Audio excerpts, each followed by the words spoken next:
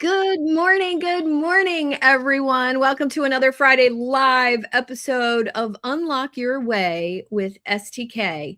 And we are here today with David Mcllroy, a total stranger I picked up on Substack, who writes about Substack, who encourages writers to write and get those thoughts out of their head. And I love his writing style. I love the authenticity, and he really writes with such passion. David, welcome to the show. Well, thank you so much. It's so nice to be here. I'm normally the one hosting podcasts myself, so it's so nice to be on the other side of it today. So thank you very much for having me. Ooh, I better measure up then, because you've had quite a lot of episodes you've done. Yeah. The way I structure the titles of my podcast episodes, just as a quick insight into this, is it might seem as if I've done hundreds and hundreds of episodes, but I've actually done fewer than 100 so far, because I structure them as in the same way that TV episodes would have been structured back in the day. So it would be like season 1, episode 12, that kind of thing, and then I'll cycle back to the next season. So yeah, I'm actually under 100 episodes so far, but they've been really good. Yeah. Wow. All right. So let's back up a little bit. What did you do before you were writing on Substack? Good question. So I was on Medium before Substack, as I think a lot of people were before they found Substack. As a freelance writer, I wrote for blogs, websites, social media kind of content, the sort of stuff that paid the bills, but it wasn't overly exciting. I didn't have an awful lot of autonomy when it came to it, so I didn't overly enjoy that. But while I was doing that, I was able to establish my own business. I was able to write books. I was able to eventually feed my way into being a full-time solopreneur and writer and creator. So a bit of a roundabout journey, but I got there in the end. Well, retrospection is always so interesting. When you look back over your journey, it kind of all makes sense. What was the hardest part about actually making a living from your writing? I think finding ways to attach income streams to it, I guess, because as most writers will know, it's very easy to write. It's very easy to get your writing out there into the world, but it's not so easy to monetize it and make money off the back of it. So I think that's been, still is a journey, but it's been a journey up to this point, trying to figure out the best and most ethical and helpful ways of doing that for other people as well. Yeah. I think that is one of the things, working with entrepreneurs for almost 15 years now, and being one myself for 38. I don't like to admit that very often, but I think the common theme is, I know what I do, but getting other people to understand what I do and want to buy something that I offer, I often see as such a business model problem. It's not an offer problem. It's, you can't make a living selling a $27 thing if you only have 100 people on your email list. So it's a real dose of reality, isn't it? It is. Yeah. I mean, I've been through that whole phase of trying to sell low ticket offers and tripwire offers, and they are helpful. They fit into an overall ecosystem, but you're right. Unless you've got a massive audience and already have a lot of established loyalty and trust, it's very hard to turn that into something real.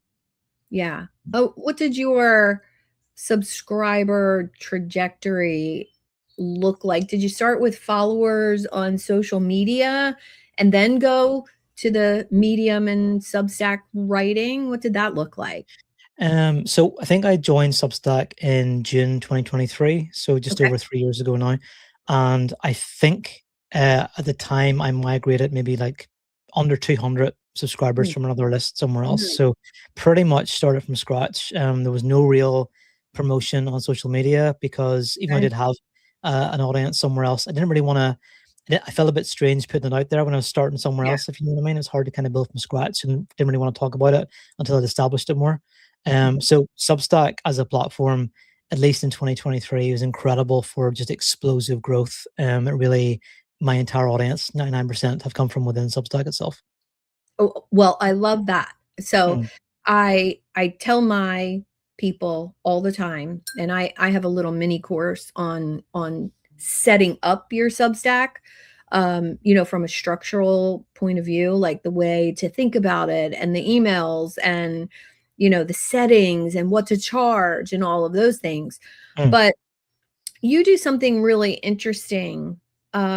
You're approaching it from the writing aspect, helping people become better writers. mm, And tell us a little bit about one, where that comes from, but also you just launched something, and I've been watching it because I knew this was coming up. And I want to just acknowledge that the authenticity of the launch, the emails, well done. You did a mm. great job. Thank you. Um, but I received over 40 DMs this week on Facebook and LinkedIn trying to sell me something, and Mm, I ignored every single one of them. mm. But Substack is so different. Yeah. There's nobody DMing me trying to sell me.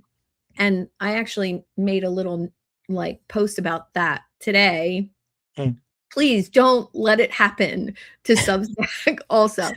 But your launch, let's talk a little bit about what that looked like from a writing standpoint for you. Yeah. Um, if you're talking about Velocity, my Yeah, my group coaching program, yeah. yeah, so that is launching next week. I've been building towards it for a while. I've been doing one-to-one coaching with people Mhm. for a while, and I wanted to finally kind of phase into doing group coaching. I feel it's the right step for me. I love being part of a group, and I've said before, there's no better feeling and no better kind of visceral energy that you get other than being in a group with people talking Absolutely. about the same sort of stuff. So I'm excited to launch that, and yeah, I've been trying to do that in a real writing based kind of way. I was sending out Mhm. daily emails about it, trying to just be very open about what it involves, about the price, all that kind of stuff. I often find that if people are launching a new thing, that they try to hide the price somewhere in the back Yeah, end and not tell you how much it is until you're on a call. yeah. I've experienced that myself. So I wanted to try something different and just be upfront about it and say this is the cost of my Mm, program. If it's for you, fair enough. You can explore that. If it's not, that's okay. yeah. And I'm coupling that with doing a lot of live video kind of stuff. So I Mhm. did like a live walkthrough of the program where I just people could come along and watch me, and I would walk them through what it's going to involve. I'm doing Substack lives that we mentioned briefly at the start, Yeah. and that's always really effective for connecting with people. So I always find that I'm sorry I'm talking too much here, but No, if it's great. you if you can have like a multifaceted approach to launching something, you're going to reach people in the right way. Some people like to read stuff, some people like to watch things, some people like to listen. And as long as you can kind of hit all those markers in a way that's sustainable and authentic, as you said, Yeah, you're more likely to reach the right people in that yeah. way. Yeah. I totally agree, and I think Mm, that's one of the things that I find so attractive on Substack. I've been there mm, for about 2 years, and I think my structure has changed, and mm, I'm going to be adding a couple things to the menu bar that are different, cool. um, and, start here, and then my mini courses are all gonna be on Substack. I'm Nice. actually taking a philosophy class that starts tomorrow from a college professor who writes a Substack about philosophy. And, it's not for everyone, it's very niche, Mm, but he decided to offer these mini courses on Substack. Well, I love the creativity of it, that you can have more than one vein of your writing. You mm, can have a podcast, you can build an ecosystem, you can monetize things if you choose to. And the internal growth that's happening for so many of my connections on Substack is mm. really a whole business strategy in itself Yeah. that to me is attracting more intellectual reading, do the work type people. Yeah. Yeah. I agree. I've seen a real intellectual shift towards Substack over the Mhm. last few years. I mean, whenever I joined it, it was still in that it had been around for a while, but it's still in that kind of early phase before it really Mhm. started to grow explosively.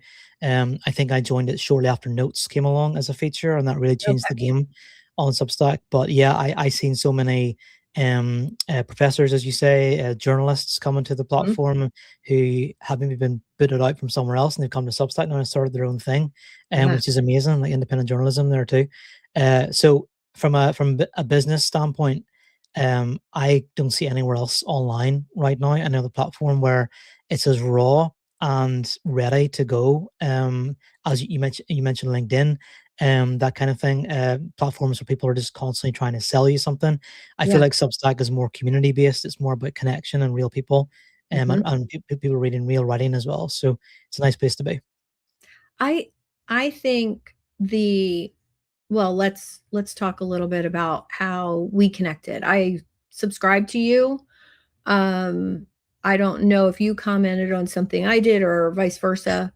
I went right to your profile and looked at your notes and looked at some of the things you were saying, and I said, "Hmm, yep, I wanna know more," which led me to be a subscriber.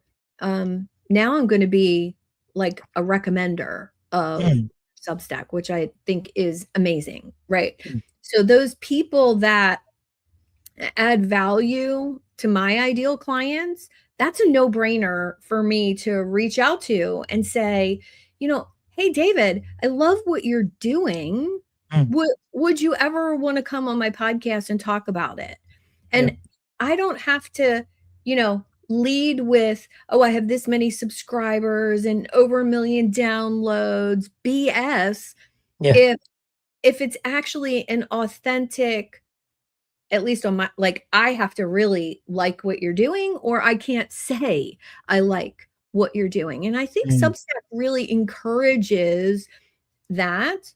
yeah, Not that I don't post on Facebook or LinkedIn, but I noticed something about social media in general, that if I post business content on Instagram or Facebook, I don't get any engagement. I have mm, a lot of followers, um, but if I post my vacation pictures, Facebook shows it to everybody, mm, and Substack doesn't seem to have that type of favoritism yeah, algorithm thing.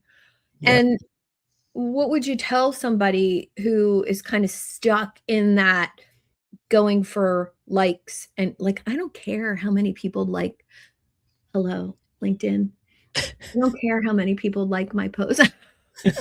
Um, I really don't, because yeah, that is not a driver or a marker of a successful business in my yeah. mind.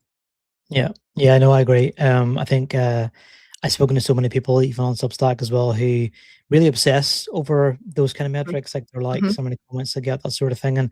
And there's an element in which they are important, of course, because it does show that you're getting engagement. But I think you're right. Likes, and I've heard someone else say this thing. J.K. Molina said it: "Likes ain't cash." You know what I mean? That doesn't yeah, really mean anything in terms of yeah, business growth, that kind of thing. For me, mhm, it's always what happens in the background. It's the conversations that happen in the DMs, yeah, it's conversations that happen in comments under articles and things like that. mhm, My goal right now in particular is to try and grow deeper with my audience. So I'm just always trying to find ways to connect with them in a real way, human to human. yeah, Not necessarily because I want it to always lead to something. I just want to connect with people and see what happens. Not because I want to sell them something, not because I want to get them into my program or get them to become a paid subscriber. I just want to connect because mhm, I found that the people I've connected with in Substack over the years have gone on to be just great collaborators, great friends, great people who I like seeing on the platform whenever I turn on my computer or pick up my phone. And that I think is such a mhm, rare thing right now online. It won't last forever on Substack. It will definitely, like everything, it will probably change at some point for the worse. But right now in this moment in 2026, it's a good place to be. yeah, I before COVID, I ran an in-person, practice, I guess you would call it. I had a little office and my clients came to my office. Um, I had little events there for between 10 and 15 people. And those people that would come to my monthly event, 10, 15, they're all still in touch today. And Yeah. I'm still in touch with them. And there's something about the in person connection for me. Mm. And I noticed, I challenged one of my clients a couple weeks ago who was struggling online a little bit. She's a very high end coach and she pays somebody to do her writing, she pays somebody to do her social. Um, and so there's not an authentic connection there with the audience. Yeah. She's not even aware of the audience. And I challenged her to do something in person. I Mm. said, if you were going to have an event at a local hotel for 2 days, who would you invite? Mm. Who would who would drive? Like she's about 6 hours from me. Who would drive 6 hours or less Mm. to come and spend 2 days with you? Mm. And she messaged those 50 people via email. And over 30 said yes and bought a Mm. ticket to the event. Nice. And she hadn't even had a way for them to buy, like, she hadn't even she was like, "Oh my god, 30 people have said yes. What do I send them?" You know? And I said, "I got you." Like, that's part of what I do, right? I Mm. can figure that stuff out very easily. But her people were craving her, not Yeah. not a piece of content on LinkedIn or a newsletter that comes via email. Yeah. And I will add that when I was away on vacation, I just got back a week ago. I was away for 14 days. No email, no social on my phone. Mm. And I had a couple things scheduled when I was away, but I came home to 1,500 emails. Whoa. Not one of them was directly to me. Ah, okay. So there was, Claude checks my emails for me and lets me Yeah. know if a client emailed or whatever. I'm like, I'm not even opening that inbox. Mm. I'm just deleting it Mm. because so much of today's content, emails and things are noisy, you know, Yeah. telling me I don't have something that I need. Yeah. Yeah. And you do something, and I don't I don't know if you realize you do this. Mm. You don't make when I dove into your content, and it was gradual and then more, Mhm. um, you don't make me feel like I am missing something, like I have Mm. pain and I need to solve it by hiring you. Mm. And this is a really interesting concept in marketing. Mm. You either market pain and you make your clients feel pain. I don't wanna do that. Mhm. But you do it you never made me feel inadequate, bad. It really writes to the person who wants to do better, be better. Yeah.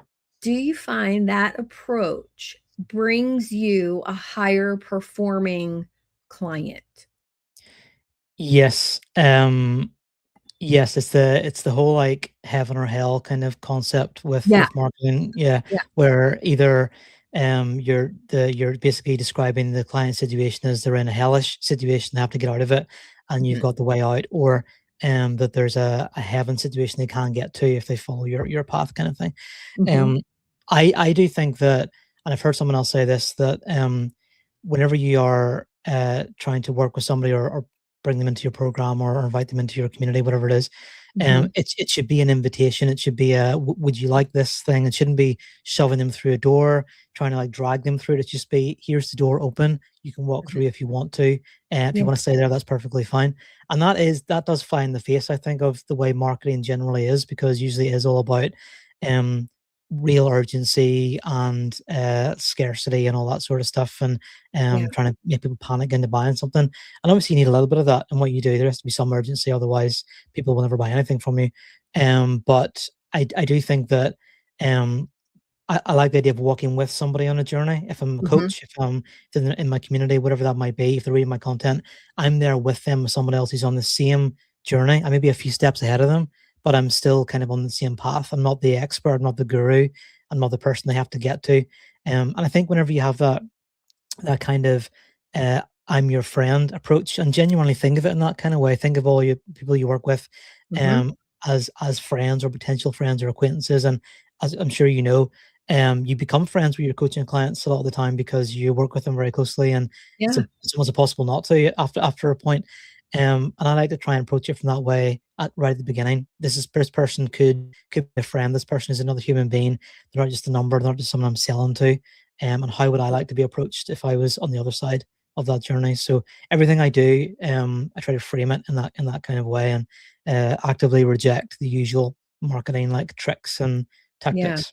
Mm, Well, I can feel it and I notice it. So I mm, do notice those things in the online space after 15 years, which is really interesting that, as I'm discovering you and, what you do, mhm, I immediately saw I'm a huge fan of Pat Flynn, and I love, Daniel Priestley, key person of influence.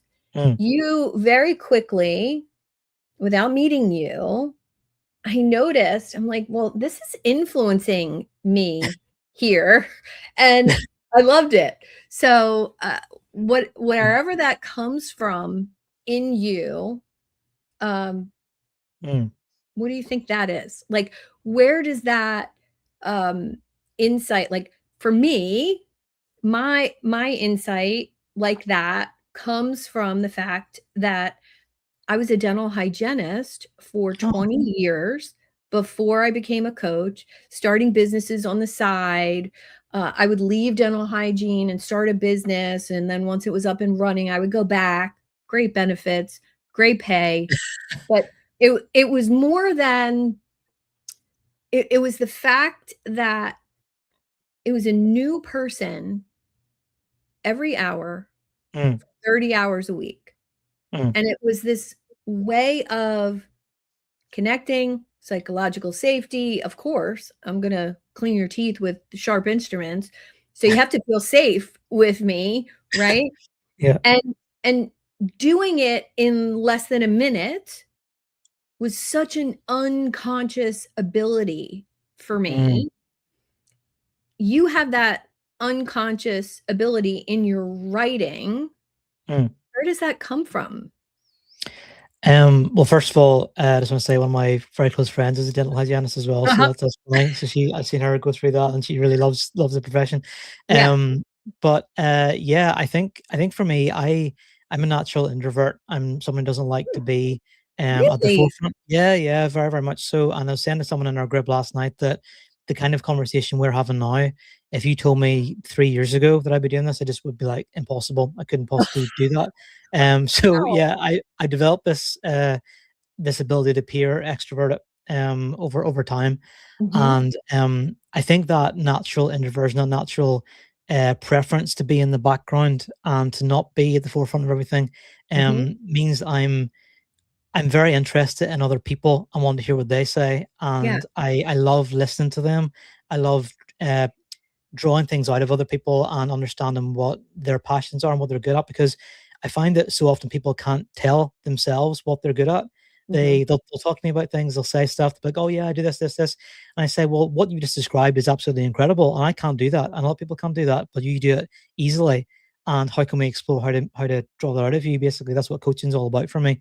Mhm. I used to work with young people, and I used to have conversations with them all the time, in these kind of settings, and they would be telling me stuff, and I was just always amazed by how much potential they had as young teenagers and what they could go on to do in future. And I see that in adults as well, and haven't explored that or tapped into it enough. So, I think it's that interest I have in other people, more than myself, and I mean Yeah. that genuinely. and what they're capable of doing, what they're able to do, and trying to see how to draw that out of them. And I just love that. That fills me with a lot of joy and passion. Well, I'm shocked and surprised that, so after this conversation, you'll probably disconnect and be a little more introspective. And I find that with introverts, Hmm. right? It's, they might be able to turn it on for an hour or 3 hours, but then it's the introspection and the internal curiosity. It's great to be curious about other people. I think it's fascinating, and obviously I do a podcast, and it's a bunch of different people, Mm, right?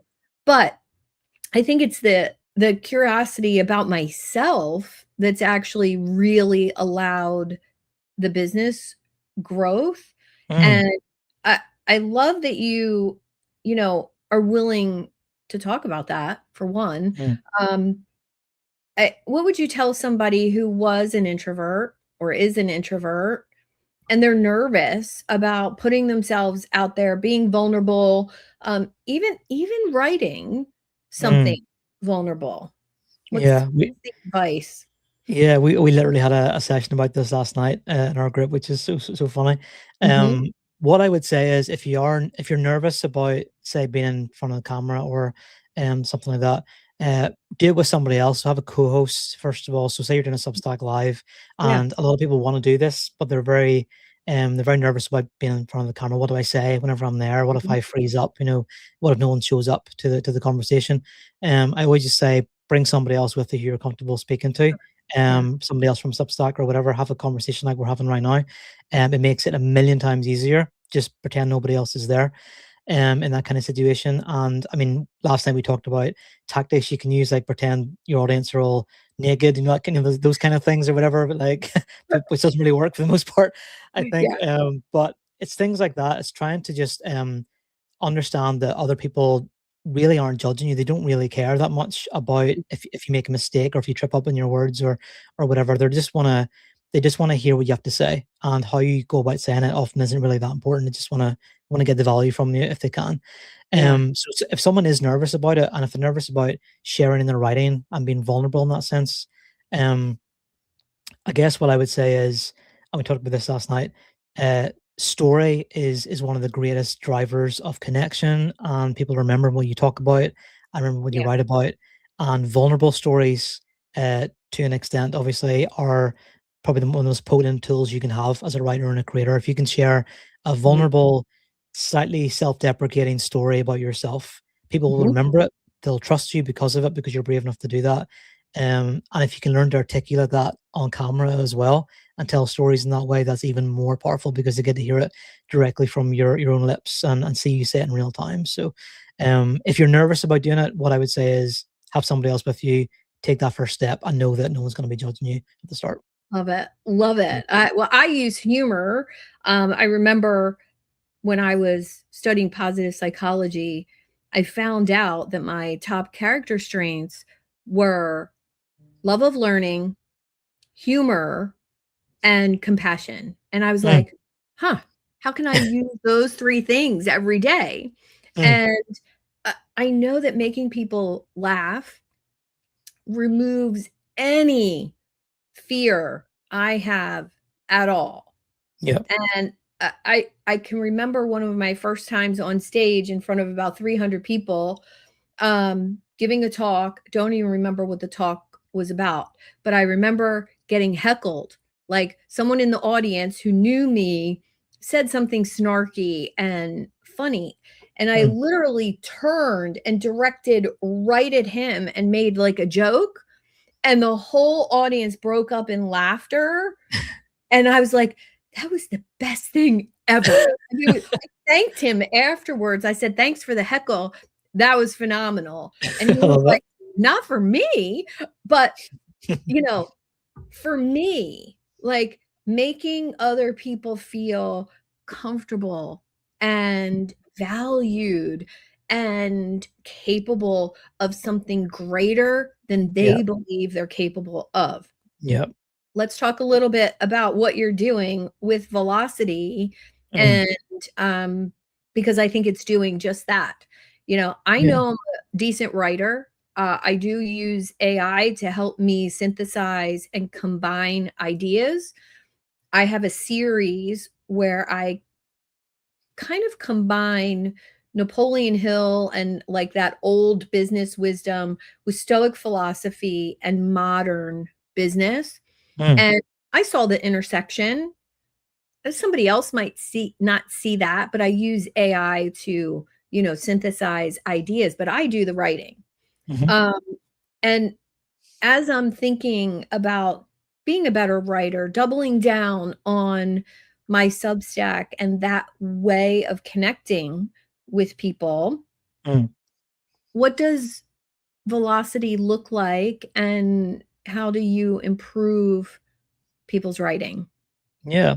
Well, Velocity is a group coaching program. We meet once a week for maybe say 75 minutes in a session. Just to kind of explain what it is. There's a few different elements to it, like general catch up, a bit of a hot seat mini coaching session. Mhm. I'll teach for a little bit, like just literally show some slides and walk through a topic. And then there'll be a group kind of discussion at the end and with a challenge as well. So the whole focus of it really is to kind of get everyone working together, talking, sharing ideas, bouncing those things off each other. Um, and the way I think that helps people become better writers and better creators is um, you can talk to yourself in a vacuum or talk to Claude or ChatGPT until you're blue in the face about your ideas and what you want to do. Mhm. It's only when you speak to another person, I think, and you get their Good. reaction, you get their Yeah. facial response to what you're saying, you get the energy coming back and forth from them, and they tell you verbally Mhm. what they think of what you said, give you some feedback. There's nothing more effective or powerful than that, I think, and having a really concentrated, safe space in which to do that, I think it's just incredibly powerful. So if someone came into the room in Velocity and we were talking about your headlines on Substack, like how do you write better headlines? That will be one of the topics that we cover. We can all share headlines that we think were really good. We can share where we've had problems with writing headlines and kind of workshop through that together. I can sort of direct the conversation and give them my thoughts on it, give them some things to kind of work from. But I just love the conversation that happens around that kind of Yeah. stuff and seeing people come up with things in real time. It's really, really powerful. Yeah. Do you notice as an introvert that, a group coaching scenario actually was a little intimidating at first, like pulling a Mhm. group together? Yeah, it definitely is a bit of a learning curve, I think, as an introvert because, again, I have a bit of background in this because I used to be a youth worker, so I used to have to wrangle young people into settings. Oh, Yeah, that's a yeah. whole different Exactly, it really but is. yeah. But even being like a facilitator in a conversation, there's Mhm. elements of that in that too, and Yeah, being able to kind of keep the conversation moving in the right direction. So yes, as an introvert, initially that is quite difficult to kind of become accustomed to because I like having one-on-one conversations like this, and it's different when there's 10 people there instead and trying to manage that. mhm. But it's a learning process. You get better at Yeah, it as you do it. yeah, Yeah. I think, I've met so many people when I first started out with coaching groups and facilitating on Zoom, and I remember struggling a bit with the people management, not the content. It was more, "Oh, this one only talks for 10 seconds, but I know there's more that person could say, and then this one over talks," and, like, managing that was really the skill I had to learn. It wasn't the coaching or the content, and I think my Yep. message to coaches who wanna have groups. It's really learn that, it's not your content doesn't need to change for a group. It's the interaction, the value in the room. It's your job as the facilitator to really pull out the value in the room. It's not Mm, just about me there.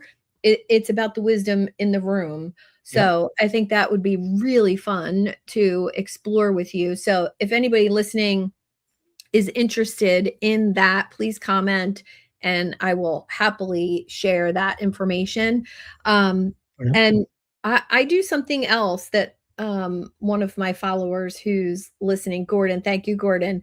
Um, I have a newsletter that reports on things in AI, and it's written in a persona. How do Mm. you feel about writing in other personas? Well, I mean, as a fiction writer, I do that all the time, so I very Mhm, much love that. Yeah, mhm, um, it's a joy to do that, and even I suppose thinking about it in a non-fiction sense, if you're using Substack and things like that. mhm, Yeah, I like the idea. I haven't really explored it an awful lot in a non-fiction way just yet. Although, on Substack, I've started another publication, which promotes my fiction writing directly, and I write as somebody else as a character there, uh-huh. in that. So it's obviously me writing it, but I write it from a different perspective. So that's a Nice, challenge too. Yeah. nice. Oh, I can't wait to check that out. Make sure to Mm. send that over Oh, to me. My persona is a combination of me, my mom, June Cleaver, and an IT person who's literally out of touch with AI news.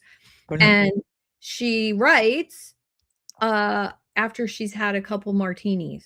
So it's very funny. It's very Brilliant. funny. And she smokes too, and, so it's like this other side of me, in a way that's, stand-up comedy, but she's reporting on AI, so it takes away the fear of learning about AI, number 1, and, Mm. there's some crazy things in the AI news world. Monday's article, which I'll send over to you so you can have a chuckle. Um, she's writing about the thing Meta turned on this month for 3 days, and then they turned it off. It was a tool that you literally could tag anybody's Instagram profile and Mm. make videos or images with that person. Okay. Um, I don't know if they intended it to be something where you could copy other people, but that's in 3 days, that's what it turned into. It Of turned course. into, "Oh, let me tag some famous movie star and spin up a whole channel of that person." So, Mm. it was very nefarious, Yeah. within 3 days, and they turned it off. So, she's reporting on that like it happened to her. Oh, okay. I love Yeah, that. That's a really cool yeah, idea. yeah. Brilliant. So I'm having a lot of fun with it. Mm. What's your advice about having fun with what you do? I'm always curious about that. Oh, yeah. Oh, it's so important, I think. Yeah, I'm the kind of person that if I don't have fun with something, I really struggle to stick at it for a long time. So, Oh, it has to be something that mhm. I feel passionate about, and that I will whenever I sit down on my computer to write or create whatever else, it has to be something I'm really going to enjoy doing, because I'll walk away from it otherwise, and I'll just leave it. Yeah. I've learned that about myself over time. So yeah, if I can gamify things in any way, if I can make a challenge for myself in some capacity with the way I write or the way I create. That's why I do things like with my podcast, as I said, it's structured like an old school TV series. There's 22 to 24 episodes per season, and then it starts Mhm. the next season, that kind of thing. Love it. Just to make it fun for myself. Mhm. And if I do lives with people or podcast episodes, they're people I actually want to talk to. It's not just because I think this would be a good person, like in terms of my growth or something like that, to speak to. It's because Mhm. I want to have a conversation with them about whatever it is they talk about, and I'm interested in that. And again, if I'm not interested in it, I'm probably not going to want to talk to them. So that will bleed over into my audience, and as well, they'll be able to sense that energy coming from me as well, or Mm. lack thereof. So yeah, it's super important to have fun with it. Yeah. I think it's not just passion; it is fun. You can be passionate about something and not enjoy it, in a sense, if that makes sense. Yeah. In terms of the way you deliver it. But yeah, fun's so important. I love it. I Yeah. love it. So, um, now I'm curious why you said yes to me. Well, I guess on the one hand, part of it was because I actually get very few invitations for podcasts myself. Really? Yeah, so like I was delighted Okay. that you reached out to me and asked me to be on it, for one thing. And then secondly, like you did with me, I went and checked out your profile and checked out what you do, and I thought it was really interesting. And again, I wouldn't necessarily have said yes if I didn't think you were someone who I'd be interested to speak to. So Wow. just that little tiny bit of research in the back end just led me towards a yes in that Yeah. regard. Yeah. I love that. Yeah. I love that, sometimes I've reached out to, um, some really well-known people, or people with a lot of followers. I don't even Mm, know how many you have, I don't care. mm, But I've done that, and they've said the same thing.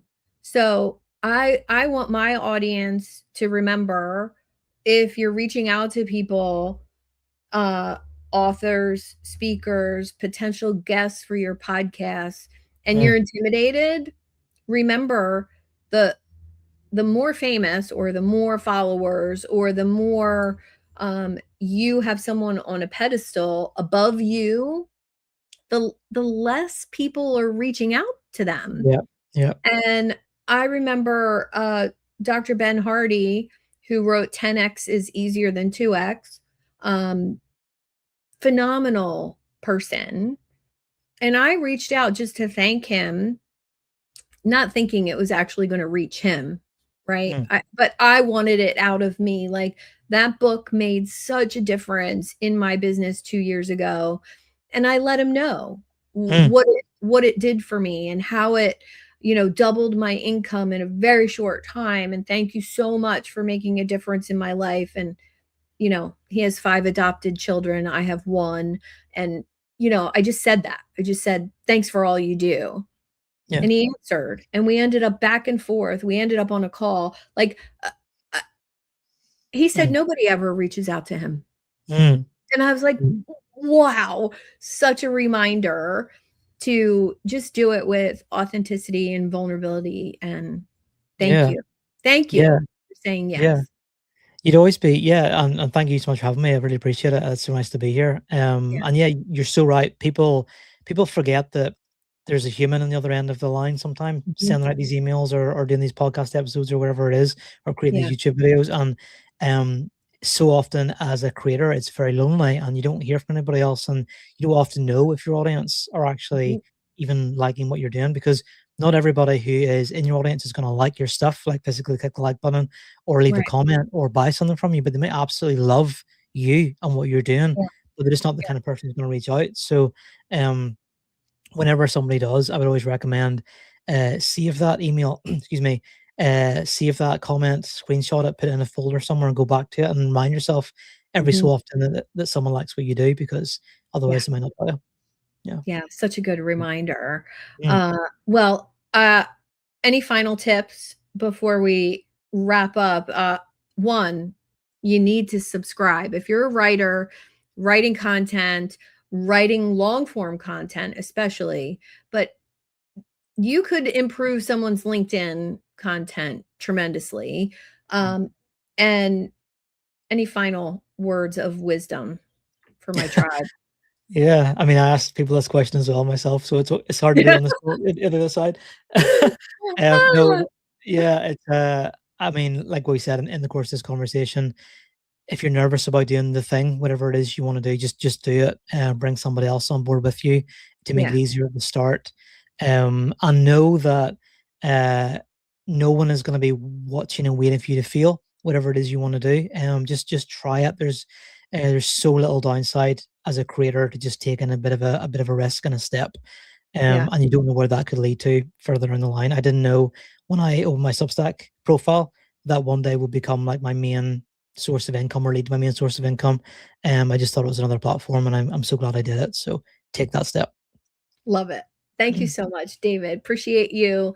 Look Thank you. forward to hearing about velocity and the difference you make for people. So I'll share all your links in the comments. And, thanks again for joining me. And everyone, follow David. Head over to my Substack, or subscribe to his.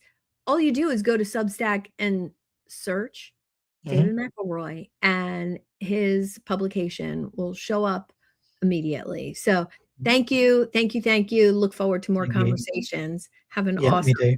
Friday. Thank you so much. You're welcome.